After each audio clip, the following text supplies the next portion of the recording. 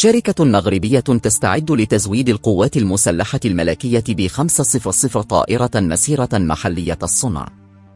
تشهد الصناعة الدفاعية المغربية تطورا نوعيا جديدا مع استعداد شركة رودريف لتزويد القوات المسلحة الملكية ب500 طائرة مسيرة تم تصميمها وتطويرها بالكامل داخل المغرب، في مشروع يعكس انتقال المملكة إلى مرحلة متقدمة في مجال التصنيع العسكري عالي التقنية. ويأتي هذا الإنجاز ليؤكد أن القوات المسلحة الملكية باتت تستفيد بشكل متزايد من منظومات تكنولوجية مطورة محلياً، خاصة في مجال الطائرات بدون طيار التي أصبحت اليوم عنصراً محورياً في العمليات العسكرية الحديثة، لما توفره من قدرات دقيقة في الاستطلاع والمراقبة وجمع المعلومات.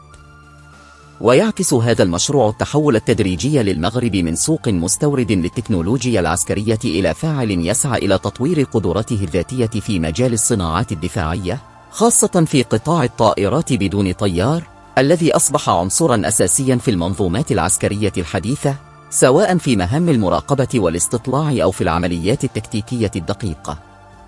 وتكتسي هذه الخطوة أهمية خاصة بالنظر إلى التطور الكبير الذي تعرفه الطائرات المسيرة على المستوى العالمي، حيث باتت تعتمد بشكل واسع في إدارة الحدود ومراقبة التحركات الميدانية وجمع المعلومات الاستخباراتية، إضافة إلى دعم التدخلات السريعة في مختلف الظروف العملياتية.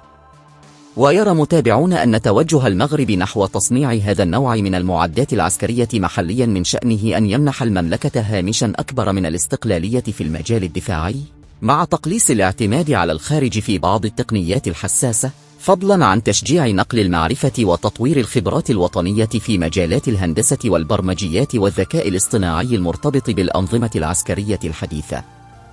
كما يعكس المشروع الثقة المتزايدة في الكفاءات المغربية وقدرتها على تطوير حلول تكنولوجية متقدمة بمعايير عالية، خاصة في ظل الاهتمام الرسمي المتنامي بتوطين الصناعات الدفاعية وخلق منظومة صناعية قادرة على مواكبة التحولات الدولية المتسارعة في المجال العسكري والتكنولوجي. ويأتي هذا التطور في وقت تسعى فيه عدة دول إلى تعزيز استثماراتها في الصناعات الدفاعية المحلية، بالنظر إلى الأهمية الاستراتيجية التي باتت تمثلها التكنولوجيا العسكرية في تعزيز الأمن القومي وحماية المصالح الحيوية للدول.